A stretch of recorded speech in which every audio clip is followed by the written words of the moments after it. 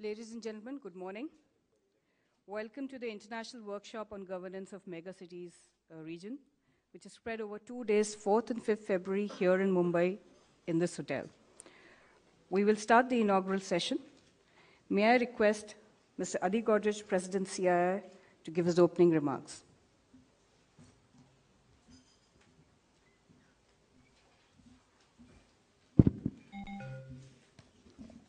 Thank you, Charu. Mr. Ajay Makan, Minister of Housing and Urban Poverty Alleviation, Government of India. Mr. K.C. Sivaramakrishnan, Chairman, Center for Policy Research. Mr. Narinder Nair, Chairman, Bombay First. Distinguished delegates, friends from media, ladies and gentlemen. On my personal behalf and on behalf of the Confederation of Indian Industry, I would like to extend a special welcome to our guest, the Minister, at today's workshop.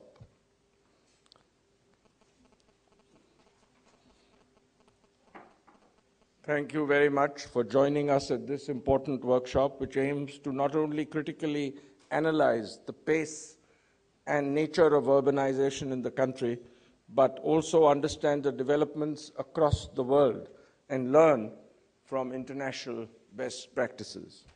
A very warm welcome also to all the other panelists who will participate over the 2 days, the panelists on the dais, and to all the other participants who will participate in this very important workshop.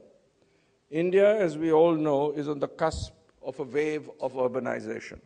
As according to estimates, India's urban population will reach a figure of close to 600 million by 2030, nearly twice the present population of the US. And by 2050, approximately 900 people, 50% of the country's population, will live in towns and cities. Rapid urbanization is certainly a consequence of a growing economy and a marker of economic progress. In India, although 30% of the population lives in cities, they generate over two-thirds of the country's GDP and account for 90% of the government revenues. While urbanization is a sign of progress and growth, the unprecedented pace of urbanization has created a unique set of social and environmental challenges.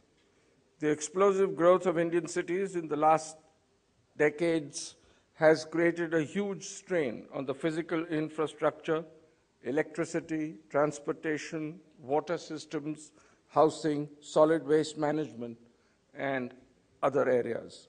Rampant growth of slums, disparities in living conditions, and inequity in access to services are huge challenges today that need immediate attention in our country.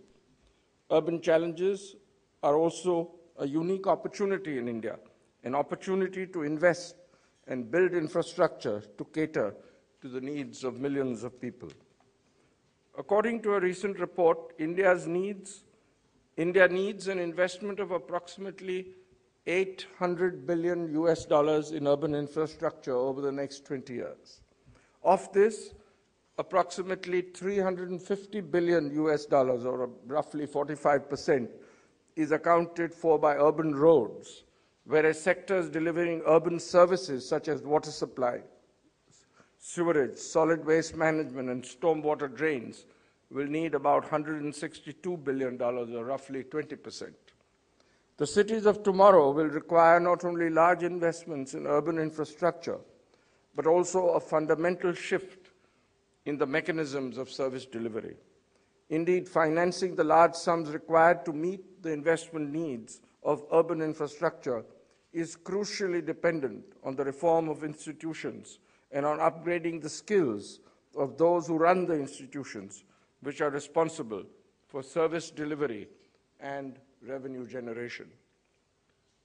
Local governance framework should be such that local governments should have both functional and financial autonomy. They should be financially viable and also be socially and politically accountable. The institutional framework for urban governance in India needs a major overhaul if cities are to play a dynamic role in the next phase of India's development. A radical change is needed if cities are to provide a socio-economic environment that will be inclusive, contribute to better quality of life, and sustain rapid growth. Major administrative reforms are urgently needed for bringing about greater efficiency in the management of infrastructure assets, delivery of urban services, and improvement in conditions for the poor, so that Indian cities can provide a better quality of life, generate a better environment for growth, and be inclusive. These include implementing city-level autonomy and also have empowered mayors with effective devolution. There is also a need to reform the system of service delivery, which is presently rather inefficient. In fact, public-private partnership could be an important instrument for enhancing efficiency in the delivering of urban services and ensuring that controllable risks such as operations risks are transferred to the service provider. PPPs, which are structured around a robust revenue model and offer a good prospect of return on risk capital, can contribute to systemic gains and better management of urban services. Lastly, there's a need to urgently look at using information technology to improving governance in public service delivery in Indian cities. In the last few years, there has been some progress in using IT in urban management, but the urban local bodies are yet to fully leverage the power of e-governance to the fullest extent. With these brief remarks, I would like to conclude with a mention that this two-day international workshop would help us in facilitating learnings from the international best practices in governance of large cities. Thank you, ladies and gentlemen.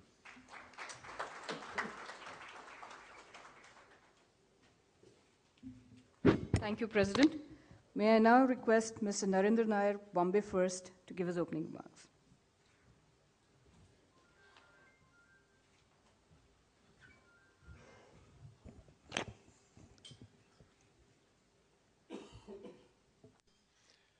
Good morning, ladies and gentlemen. Honorable Union Minister for Housing and Poverty Alleviation, Mr. Markan, Mr. Godrej, Mr. Sivaramakrishnan, delegates from overseas, delegates from India, and friends. May I, on behalf of Bombay First, also extend a very warm welcome to you all here this morning.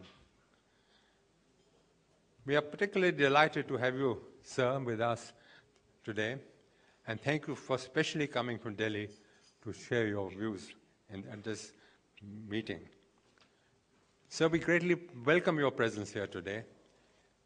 Amongst the various problems the city of Mumbai faces is the shortage of housing, with nearly 50% of the people living in slums and densities in some areas as high as 37,000 people per square kilometer. We need nearly 1 million homes, particularly homes for the low-income group. With the problem of land in Mumbai, we look forward to your perception on what we can do to make Mumbai a slumless city. We're also delighted to have several international speakers to share their views on governance of cities. Bombay First is very happy to partner with CII and Center for Policy Research for this workshop. When Dr. Sivaramakrishnan approached me a few months ago with the idea of having a workshop on megacities governance, I wholeheartedly welcomed the proposal, as I believe governance of cities is a major challenge, and there could not be any other better place than Mumbai to discuss this subject. If we can solve the problems of Mumbai, we can deal with challenges in any other city in India or elsewhere. I will therefore deal with some of the Mumbai issues that we face here. So over the past century, mankind has made a dash for the city. In 1900, only 13% of the people lived in urban areas, and today the number is nearly 51%, and this figure is likely to rise to more than 70% by 2050. With more than half of all humanity now condensed in area, little more than 2% of the planet land covered, urban infrastructure has become one of the world's greatest challenges. According to the draft 12th five-year plan, predictions are that by 2031, nearly 600 million Indians will reside in urban areas, an increase of over 200 million in just 20 years. Sir, in my view, how India manages its urbanization in the coming year will determine the future. The question, therefore, facing us is, are cities capable of meeting these challenges? We are particularly concerned about Mumbai, whether Mumbai can meet these challenges. Mumbai has had a glorious past and was often described as jewel of the Raj. Gillian Tyndall had described not long ago Bombay as a city of gold, where for 300 years people had been coming to make fortunes, and indeed fortunes were made. But then something happened over the last 3 to 4 decades, and Mumbai declined rapidly on the dimension of both economic growth and quality of life. A few years ago, Bombay First, with the blessings of the then Chief Minister, undertook a study together with McKinsey to see how Mumbai could be transformed into a world-class city. So we benchmark our city against the global standards in areas of transport, housing, health, education, and governance, and found that we were far below the acceptable world standards. Our study was well received by the state government, by the Honorable Prime Minister, and the World Bank, and has now led to a very effective public-private partnership with the state government. 2 very important institutions have been established to work on Mumbai's transformation program. One, a citizen action group chaired by the Honorable Chief Minister and comprising about 30 members from cross-section of society.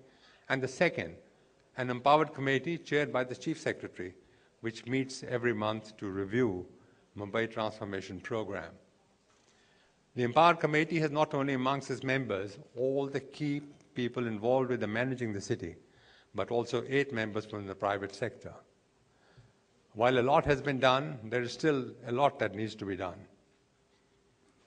So when we commenced our journey, we had no illusion that our task was going to be easy, but now we know what the challenges and opportunities are. There are indeed many opportunities if the various challenges faced are overcome efficiently and properly. Our work found that there were no proper planning, and a lot of projects were planned and undertaken in a haphazard manner. The 20-year city development plan for the city adopted in 1991 was based on data collected in the 80s and is completely out of tune with the reality of today.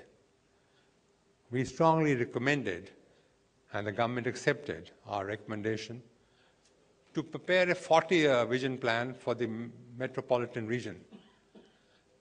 Following international bidding, the plan has been prepared by Singapore consultants and has identified areas that need attention to take care of nearly 45 million people that will be living in the metropolitan region by 2052. So this is a unique initiative, and to my knowledge, we are the first city in India to prepare such a vision document for the next 40 years. We wanted to see where we are going to be, where we want to be in 40 years' time, and so we can plan our future accordingly. Our vision to make our city a better place to live, work, and invest in, and to achieve our various objectives and to be able to provide comfortable living environment for Mumbaikars, we need to make some very drastic changes. There are many areas that need attention, but the top of the list, in my view, is governance. The way the city is governed needs to be looked into, and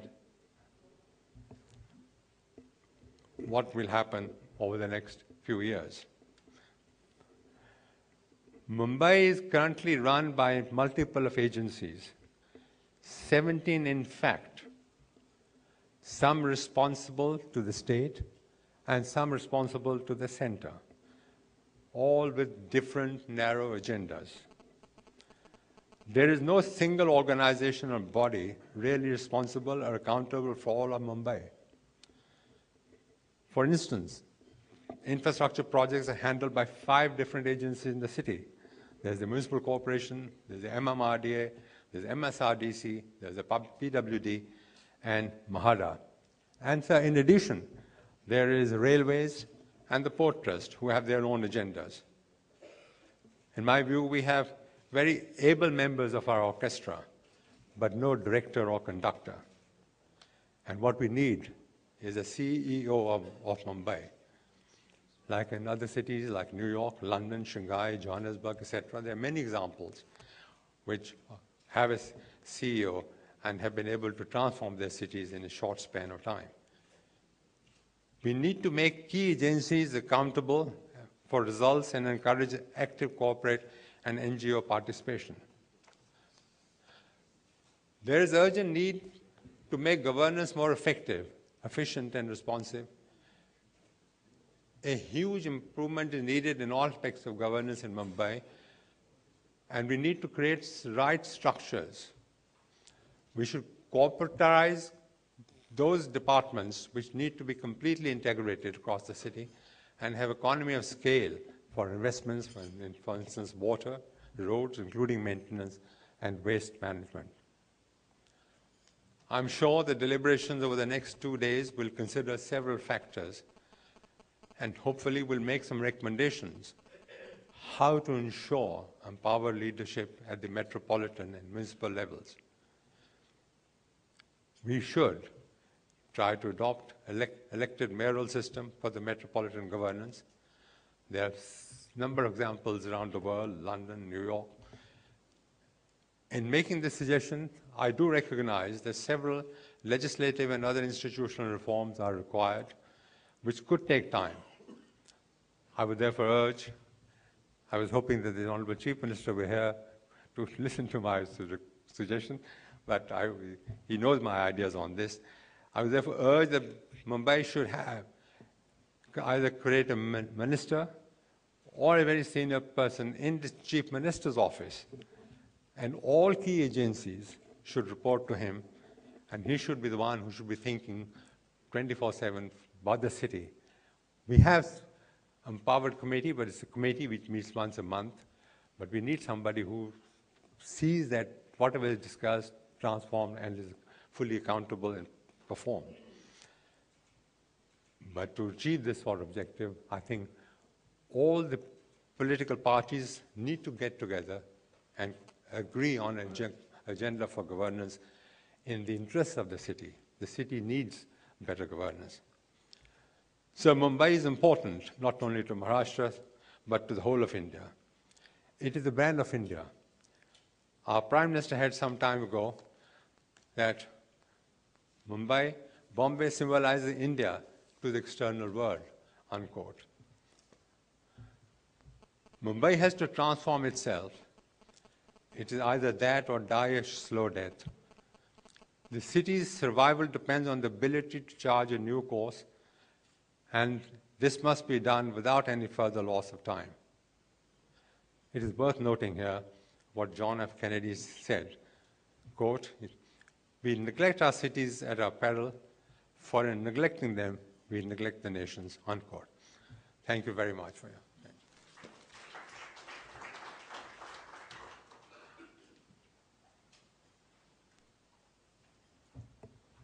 Thank you, Mr. Nair. Well said, because having been a resident of Bombay for the last 2 years, I can empathize with you. So you rightly said that the governance must change and the planning must be dynamic. With this, may I invite Mr. K.C. Sivaramakrishnan to please really open the conference.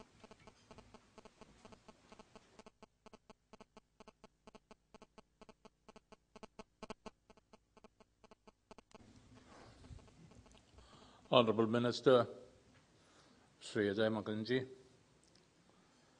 Mr. Godrej, Mr. Nair, ladies and gentlemen.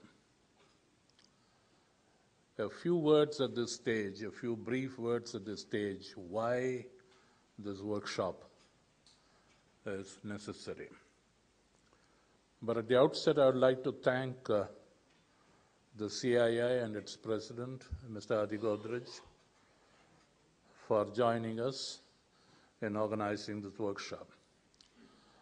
I'm also one of the several thousands in this country who was brought up on the legend of Godrej as a ubiquitous item in every household. So what used to be a noun has now become an adjective. Narendra Nair and Bombay First have been engaged in a fairly longish struggle over the past several years. And it is always an open question. Bombay first, Bombay last, who last? This is not unusual. Even London first did not have a very smooth journey. I'm happy that the Rockefeller Foundation also joined us in this particular venture. We have not only national participants, international participants, people who have struggled with similar city regions elsewhere in the world, from Brazil, US, UK, South Africa, from East Asia, and so on. We have been working in the CPR for the past 1.5 years about these city regions. And one of the reasons why we wanted to talk about this is a city region as such, a multi-territorial, multi-municipal region, is something new across the world. By and large, our thinking in this country, since we have been blaming our colonial masters for hundreds of things, this is also one of the items on which we put the blame on them. The colonial masters gave us this particular construct. And today we have a constitutionally enshrined box, which is called union, state, and local. And that particular box somehow does not fit these huge metropolitan regions, which are distinct from individual cities. So today we find, and while we have been looking at it for the past 1.5 years, the latest census says there are 53 cities which have more than 1 million people. Out of this, there are perhaps 10 or 12 which are multi-municipal. So we just picked up the 5 largest: Bombay, Bangalore, Hyderabad, Chennai, and Kolkata. We did not include Delhi. I hope Minister will forgive me for saying that Delhi's governance is almost sui generis and does not easily fit into any particular model. It's a great tribute to the creative adaptability of our political system as far as Delhi is concerned, so we have left Delhi out. But today what do we find? We find these regions are a demographic reality. We are talking about a population of nearly 22 million in the Mumbai region. Calcutta is about 15.5 million, Bangalore is 12, Chennai and Hyderabad are close to 9 million. You find that these regions account for a very large portion of our urban population. So we have these metropolitan region, multi-regions, as a demographic reality. The second is they are an economic reality. 10.3% of the country's GDP comes from these 5 city regions. Nearly 14 to 36% of the GDP of the respective states comes from these regions. So they are very much an economic reality. And as Mr. Godrej pointed out, if these economic engines do not run, the loss is just not for the city, the loss is for the country. And the third is, each one of these regions have been acquiring a certain global significance, a global presence. They have been seeking it. Sometimes they have it, sometimes they lose it. But the fact is that these really are almost portals to the economy of the country. So it's an economic reality. And very, very importantly, these regions are a political reality. Mumbai has 60 MLAs. It has 10 members of parliament. It has 21% of Maharashtra's electorate. Hyderabad, 34 MLAs, 7 MPs, 17% of the electorate. There is no way you can ignore the political reality of these regions. Yes, there was a time when all of us more or less accepted the mantra that India lives in its villages. But politically, we have to accept the reality that India also lives in its towns and cities and its metro regions. The diversity of these metropolitan regions is another reality. Notwithstanding all popular and newspaper perceptions, each of these regions, linguistically, religiously, ethnically, and otherwise, is a great diversity. And everyone has been contributing. Now, in spite of these stark realities, and in spite of the fact that all these metropolitan cities are being watched, whether we want ourselves to be watched or not, we are being watched. For the past 10 years, organizations like the Brookings, like the London School of Economics, like the Economist, they have been monitoring the performance of these global cities and in what way they connect to the global economy and in what manner these metro regions are really helping the cause of global economic recovery.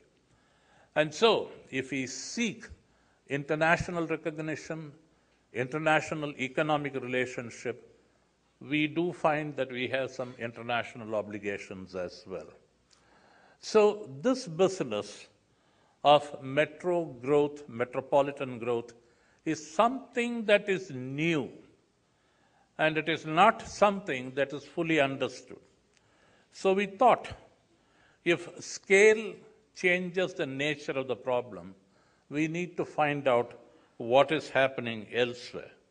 We need to understand whether we are somehow the exclusive people to suffer from these problems. And so we thought, let us take a look around the world.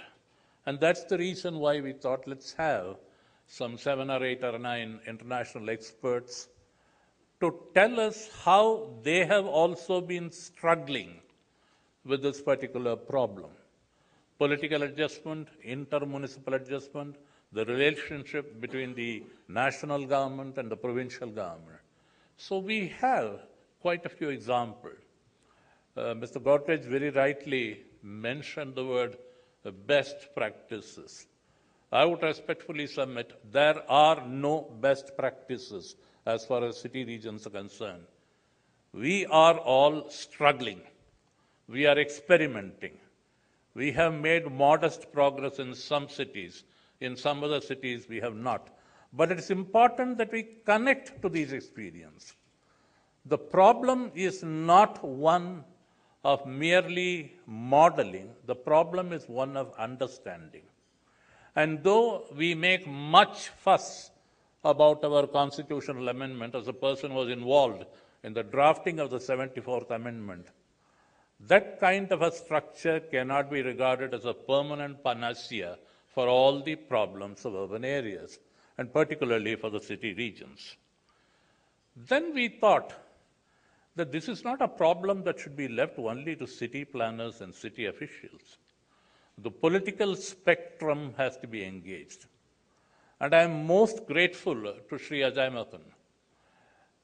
I do not mind confessing that as someone who has spent about 40 years in bureaucracy, all of us bureaucrats, rightly or wrongly, acquire a degree of omniscience. And we find it very, very difficult to accept that someone else may have equally good ideas. I must say that my dealings with Sri Ajay Makan made it very, very exciting, because here is a man who is also prepared to read the notes, read the proposals, however badly written they are, and he is quite tech-savvy.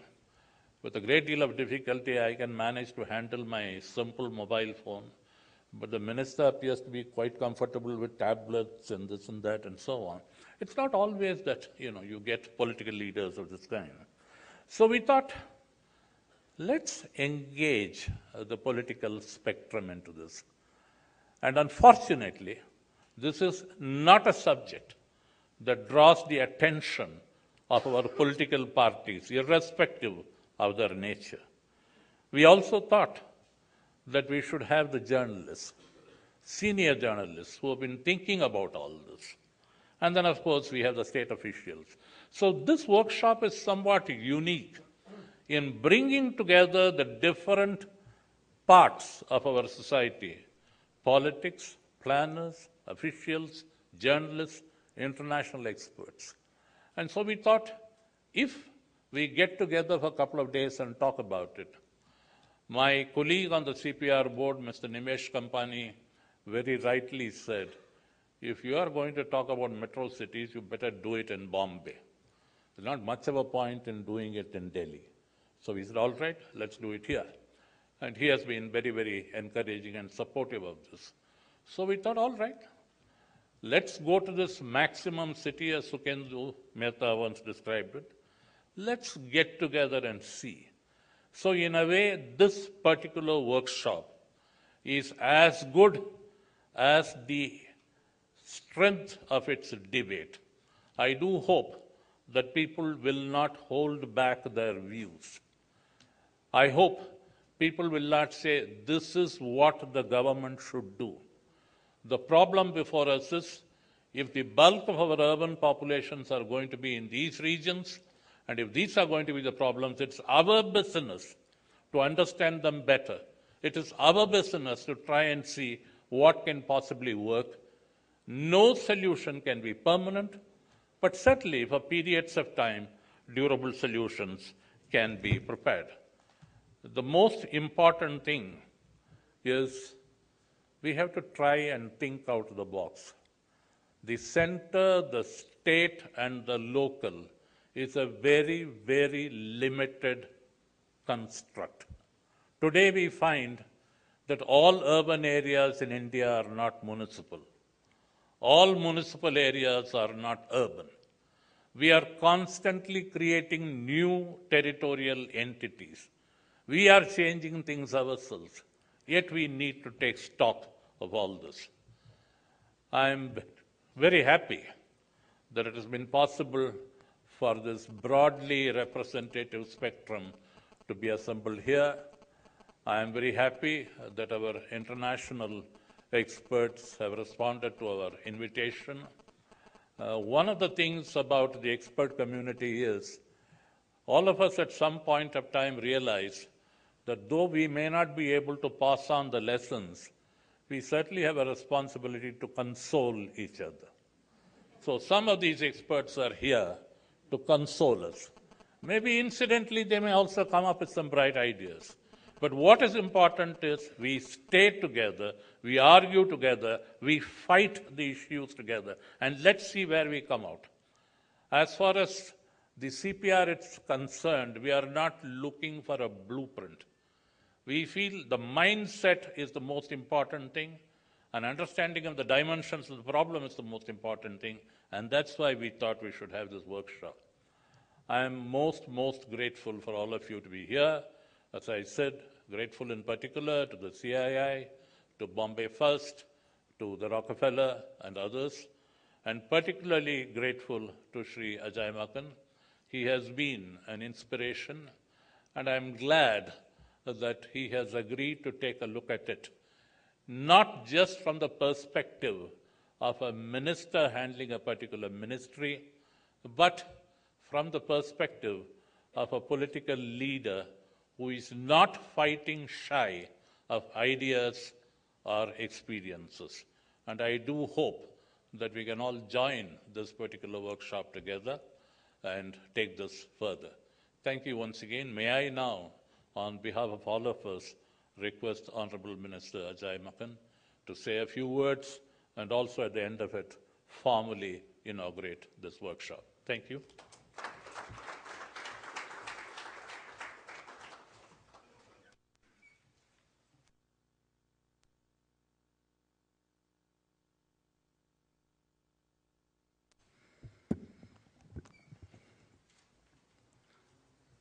Mr. Adi Godrej, Mr. Shiv Ramakrishnan, Mr. Narendra Nair, Members of Parliament Mr. Tarun Vijay and Mr. H.K. Dua. To begin with, I would like to thank Mr. Shiv Ramakrishnan personally for having invited me here today and making me a part of this very important workshop. Urbanization in itself is a very important issue in our country.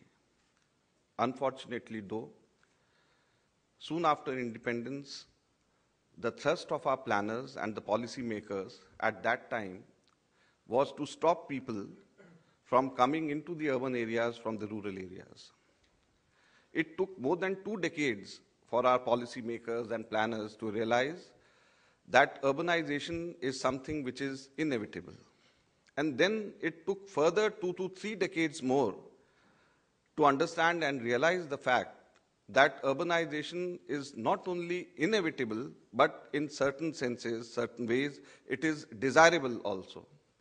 And now when I speak here today, with the thematic report prepared by the CPR, also pointing the same thing, wherein they say that in these megacities, which host 5.6% of India's population, they contribute 10.3% to the national GDP. The ratio thus is 1.8. And if you look at other urban areas also, other urban centers also, it is estimated that the urban areas in our country, they contribute to about 70% of the GDP. And the population of urban areas is 31.6%. And this ratio thus is more healthy even. It is 2.21. So each urban dweller in our country contributes 2.21 times more than the others as far as the GDP is concerned. So urbanization earlier on, which was thought as inevitable, now in many ways can also be considered desirable. But more important than economically desirable, I think it is politically also very important. As pointed out by Mr. Shiv Ramakrishnan, now I am going to quote certain figures and certain issues which I raised in the political convention of our Congress party, irrespective of the fact that my members of parliament, my friend Tarun Vijay from the opposition party is also sitting here, but I would like to share with him a few things which I discussed in the Chintan Shivir at Jaipur in the emerging political challenges workshop there. And fortunately, what I am going to quote here, I quoted there, and the Prime Minister also was present there, so I think it is going to make some difference, at least as far as the governance is concerned. As far as the delimitation of the parliamentary and assembly constituencies is concerned, as Mr. Shiv Ramakrishnan himself mentioned about the number of assembly constituencies in Mumbai, in Hyderabad, and in other places, one thing we should understand, at least the political class, the political parties, that previously the delimitation of parliamentary and assembly constituencies were done on the basis of 1971 census, in which we had just 18.24% of our population living in urban areas. The present delimitation of our constituencies is done on the basis of 2001 census, where the jump was from 18.24% to 27.78%, almost 10%. So this is the importance of urban voters now in the present scenario. During the course of our discussions there, supporting my point of view, one senior member of parliament who is a minister from Gujarat, he also supported my point of view, and he said that in Gujarat, out of 36 assembly constituencies in urban areas, we could win only in 2 assembly constituencies because we failed to understand the importance of urban areas, the political importance of urban areas. I've got a calculation done through some people in our ministry, and I would like to share it with some other members of parliament who are present here and rest of you all. In India, we have 147 cities which are 3 lakh plus, which have more than 300,000 population. And it translates into 168 parliamentary constituencies. And in the last parliamentary elections, in 2009 elections, the present government set up, the UPA as we call, with the pre-poll UP alliances, we won 92 out of these 168 parliamentary constituencies, which means that we are in power today just because of these urban voters, just because of these 92 parliamentary constituencies out of 168, wherein we were able to win and form the government here. So it is not only these urban voters who earlier on used to play a very small part or negligible part, insignificant part in terms of government formation. Now these urban voters decide who should be their, which party should lead them, who should lead the country as far as the governance is concerned. I find this a very healthy trend. And why is this a healthy trend? First of all, in these urban areas, particularly if I look at Delhi, wherein I have all through my political career, I have been actively involved in politics, I have seen that caste or religion plays a very insignificant role as compared to the other parts of the country. Caste does not play an important role in these urban areas, including many constituencies in Delhi from where I belong, from where I contest elections. Here the pattern of voting or the way the society or the urban dwellers are divided, it depends on their occupation and the type of residence they come from. Like occupation, if you look at the government employees, irrespective of the religion, irrespective of the caste, the government employees, they vote in one pattern. You look at street vendors, irrespective of the caste, irrespective of the religion, the street vendors, they vote in one pattern. The middle class, irrespective of caste, they vote in one pattern. The students, they vote in one pattern. Similarly, residential type, the slum dwellers, they vote in one unison in one pattern. The migrants coming from different states, they vote in one pattern. People living in unauthorized colonies and in posh areas, they all vote differently according to the type of residence and occupation which they are into. So here, the caste does not play an important role. And when you are dealing with each of these segments, here the development and clean governance becomes very important. And this is why I feel that gradually as we are urbanizing, as India is urbanizing, as politically urbanization is becoming important, it means that in India, in times to come, in years to come, clean governance and development will be much, much more important than it is in the present day. Particularly the caste and religion is going to be insignificant in days to come. Here in urban areas, the other good thing is that the GDP growth and stock market also plays a very important role. Milind Deora was sitting beside me when I made this point during Chintan Shivir, and he was simply delighted. And Prime Minister also was sitting there. And to substantiate my point, I told him just one thing, that I was in one of the functions organized by a Hindi business channel, CNBC Awaaz.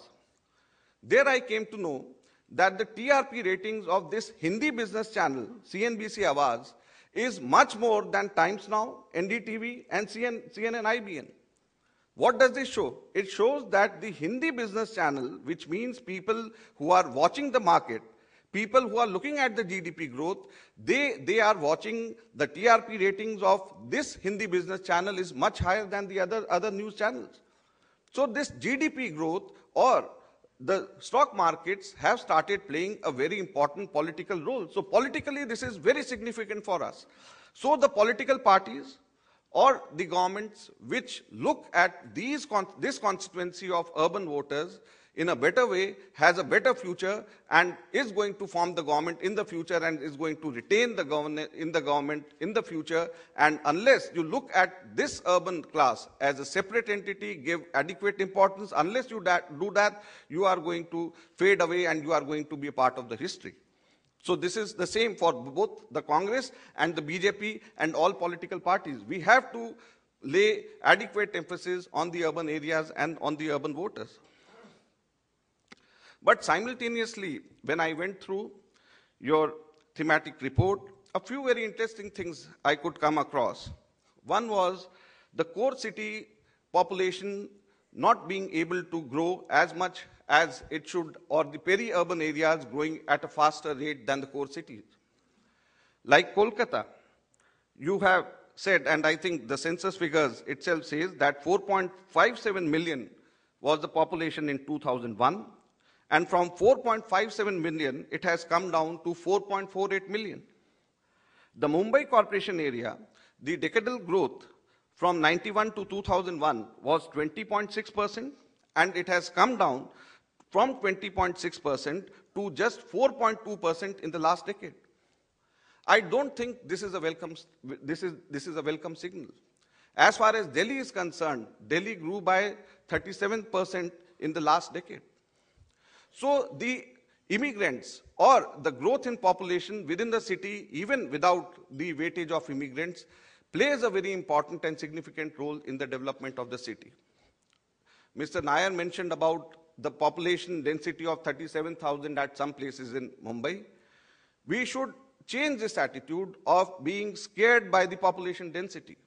London has working population density more than 125,000 people. So the population density can be turned into an advantage if properly planned. We do not have dearth of resources. In Delhi, per day, we supply water at the rate of 242 liters per capita per day. Singapore and Hong Kong can do better with 24 hours of supply of water with just 172, 162. In Delhi, most of the areas in Delhi, many of the areas in Delhi do not get adequate water supply even for 2 hours with 242 liters per capita per day. It is just because of the loss during the transition. It is just because of the horizontal sprawl of the city. It is just because of the pilferage of water. So the problem is not availability of resources. The problem is of management of availability of resources, which is the most important thing.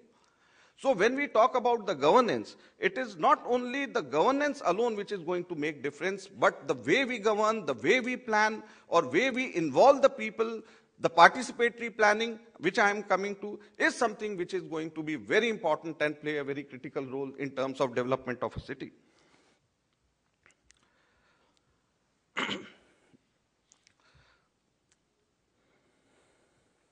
The thematic report prepared by CPR very elaborately deals with an alternative entity for metropolitan governance. I entirely agree with the point of view that various amendments need to be carried out in the 74th Constitution Amendment Act, but I'm not sure whether the states are going to allow this to happen. Because what I am seeing is the transition of power from the state to the local bodies is something which is resisted by states vehemently. So the further transfer of powers to the local bodies is something, to the local entities, is something which politically the states perhaps would not like it to take place. But this is something which is required. This is something which would ensure the participation in the planning or implementation of these plans at the local level by local elected representatives. You have also dealt with various metropolitan authorities models, and you have singled out HMDA, Hyderabad, as also one of the better ones. I entirely agree with this.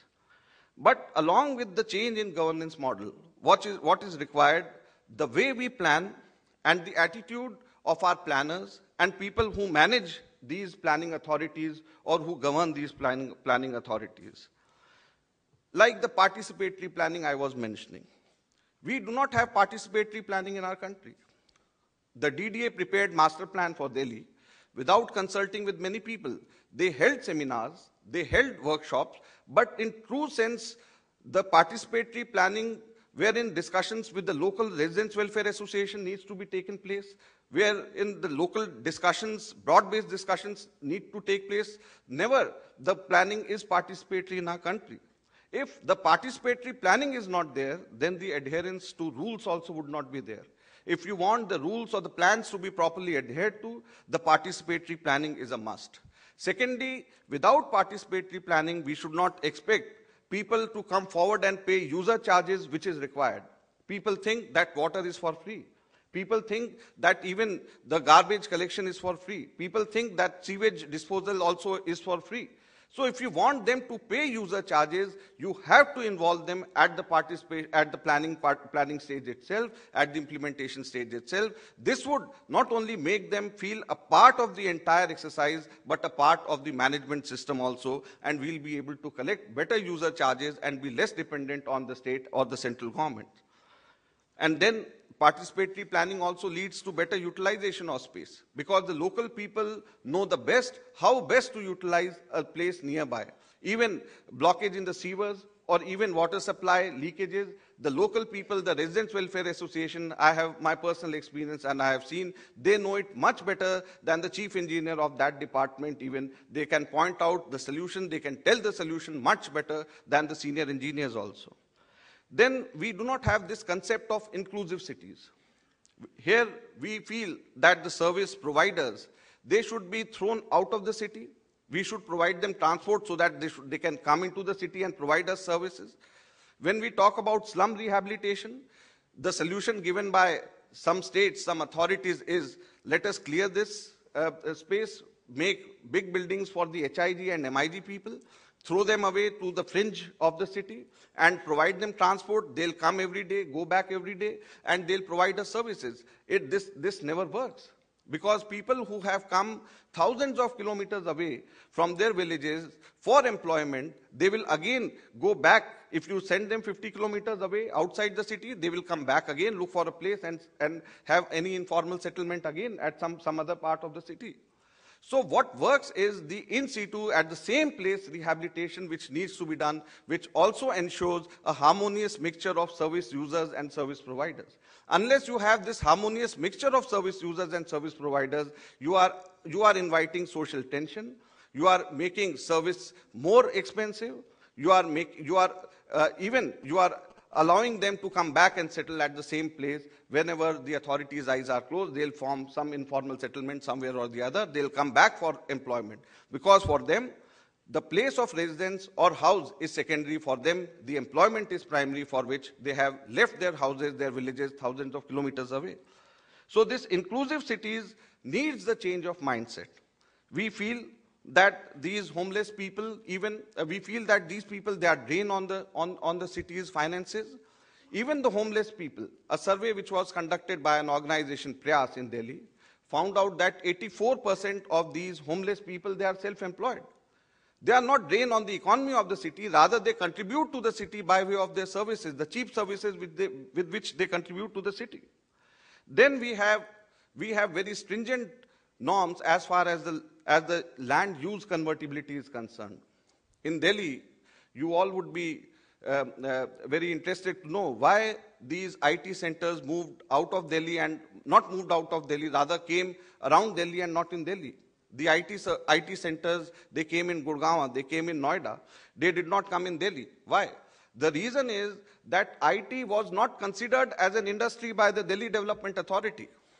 So when any IT center, anyone approached the Delhi Development Authority to open an IT center, information technology center, or a call center, or anything related to internet in an industrial area, he was flatly refused by the development authority and by the planners in the municipal corporation. Look, this is something which is not allowed. The spaces in the industrial areas were vacant, so they were forced, rather people who wanted to set up IT industries in Delhi, they were forced to go out of Delhi, and this is how Noida and Gurgaon and IT centers came up. So this rigid sense of keeping the land use intact without changing it from industrial to commercial and residential. There should be easy convertibility of land use, commercial, industrial and residential, depending on the kind of need which a city has. Unless you make it dynamic, this is something which is not going to work. Then finally, the restrictions on FSI. When we talk about FSI, we also think about the density. But again, coming back to the same point of 37,000 density in some parts of Mumbai, I think the time has come wherein we should not be scared of density. We should see to it that the density norms are eased, the FSI norms are eased, to benefit the urban poor, to the service providers who need housing in a city. 50% of Mumbaikars, if they live in slums, you can't provide them houses without releasing the FSI. If you want to provide houses for them in the city, you need to release the FSI. You need to release the artificial restrictions on FSI and population density norms. And you can't imagine Mumbai, a city wherein 50% of the people are asked to go out of Mumbai and come every day to provide services. This is not going to be healthy for Mumbai. And we need to change in the way we think about the planning, the way we think about implementation of these plans. Thank you very much.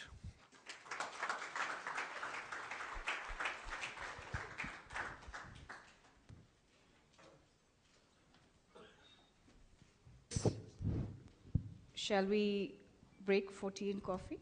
Shall we break for tea and coffee?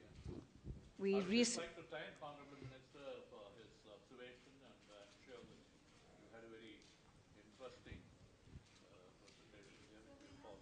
So tea, 15 minutes. What? Sorry? 5 minutes of questions. But do we have time for that? 5 minutes. It'll leave the questioner as unsatisfied. It'll leave the minister also unsatisfied.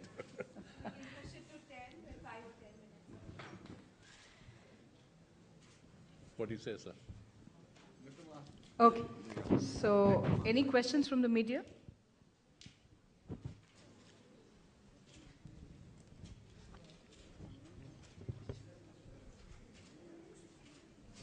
I think the cameras are coming.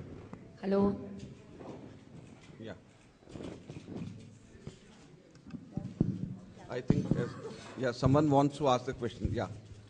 Yes. Yes, madam. Good morning, sir. Bombay has 50% people in slums. They are all in our residential areas, commercial areas, everywhere. Now, how we can accommodate them as and where they are? How we can accommodate these slums as they are, as per today, because there are various slums which are at the periphery of the coastline. So we have to study that first, that how many slums we can adopt. We can't just have a rule that, oh, all slums have to be accommodated. Then how the BMC can provide services. There are various issues, and more than that, the slums are growing ground plus 1 plus 2 plus 3. So even that we have to see. So I would like to suggest that we should have a separate agenda for slums development or slum management, and the so-called MLAs, councillors, they should be also involved to keep the hygiene and the sanitation, and then what burden it can happen in our daily life. So we just can't say that Colaba slum should not go to Chembur, or Chembur's slum people should not come to Colaba. I think it's a very debatable issue. Thank you. Can take 2 or 3 more questions. I think let us answer one by one if it is. Okay. Well, as far as the in situ rehabilitation of slums are concerned, on land which is not tenable, on land which for environment reason, if there are many slums which are constructed on drains, so obviously we can't for environment reasons, so the land is not tenable. So as far as our Rajiv Awas Yojana's policy is concerned, we also are not in favor of rehabilitation of slums or constructing buildings on land which are environmentally not desirable. So this is something which we are very clear on, that the land which is untenable, we should not have any construction over there. But I think it would be hardly 5 or 10% of such slums on such untenable land. In Delhi, with my personal experience, I have seen that it is less than 5%. So 95% of slums are on land which are tenable, wherein we can construct high-rise buildings, or that is the place where we can, with higher population density norms and higher FSI norms, we can accommodate them there. But what I am trying to say is, the service users and service providers should live side by side, and people who are there since decades altogether, who have an employment, who are providing services to the richer people in nearby areas, they need to stay there to provide services, to live there, to be a harmonious mixture which is socially also desirable. As far as shifting from one area to the other area is concerned, in our plan for Rajiv Awas Yojana, what we have provided is that preferably it should be in situ rehabilitation, but if land is not tenable,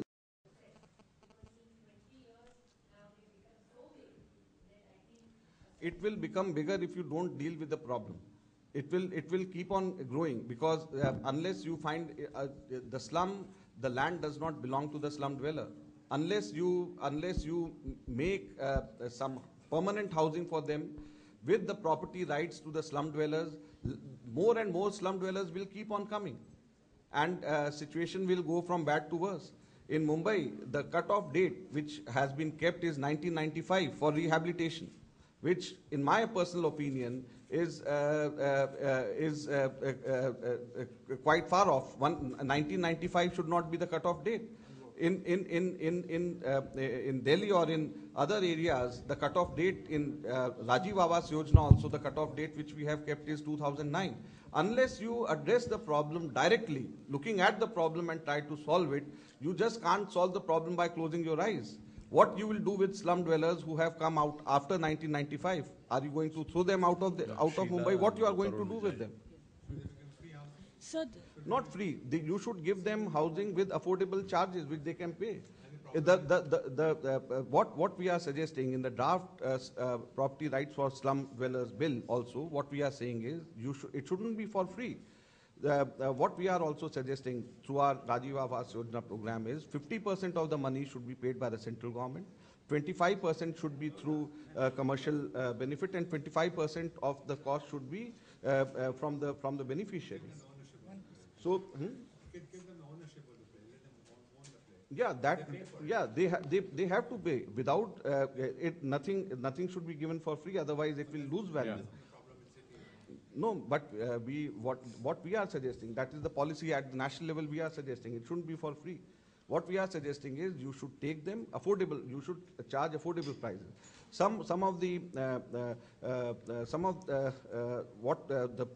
What we have worked out is around 2,000 rupees a month, 1,500 to 2,000 rupees a month in mega cities is something which is payable by these slum dwellers, and the loan can be provided by HUDCO on cheap interest rates. Tarun Vijay and Sheila Patel have a question. May I ask my question? Absolutely. That is what. Absolutely. Yes, Sheila Patel there and Tarun Vijay here. Sheila? Honorable Minister, I'm glad that you are here and you are picking up all these issues. I think I want to go back to what Mr. Shiva Ramakrishna said as the theme of this event, which is how do people in leadership like yourselves and at the state level address these conflicts which are now coming into urban areas, because we are not able in our policy to address the issues of informality. You mentioned in your discussions, and Kunti brought it up, but the reality is that our planning cannot accommodate informal livelihoods and informal habitation. And you said a very interesting thing about moving from inevitable to desirable. But our instruments are still at avoidable. And therefore, I think that we need to stick to this situation, because if we can't deal with these conflicts today, we have a fight going on between residents and hawkers. We have a crisis between formal and informal resident associations. So I think that the focus has to be on how governance instruments arbitrate this justly. Because the courts, the policies, and the planning instruments certainly don't. And I think that we are not going to be able to address critical issues of should people be in CRZ, should densities be done. But I think you have to deal with the larger issues that if you're looking at these metropolitan regions as growing exponentially, then what are we going to do with these instruments? And in a lot of these conferences, we come out with these issues, but we don't thrash them to any conclusion. So I hope you will take this as a critical message and see this through as something that happens during the time that you are on this post. I entirely agree with what you are saying. This is something which is desirable, and I think CPR, the thematic report, once it is adopted and once it is formally unveiled, I think they have also dealt with the governance issues in a very realistic manner. But what I pointed out, other than what was mentioned in the thematic report prepared by the CPR, was the change of mindset, change of attitude. That is something which is required. What I want is that we should not be scared of high density, because as I have seen, the resources are there, but if we are able to manage them well, we'll be able to provide better services. It is not that for dearth of resources that the problem is. It is because we are unable to manage those resources. If we manage them well, it is adequate enough for everyone, every urban dweller. Besides this, the inclusive city concept is something which needs to get into everyone's mind. These people, they contribute to the development or growth of the city, these informal settlement dwellers. Or even the slum dwellers, the street vendors, they contribute to the city's growth. Without them, the city will not grow. If you do any kind of exercise, look at the kind of growth in the population of the city and the contribution, the growth of the GDP contribution of the city, both these things would be interlinked.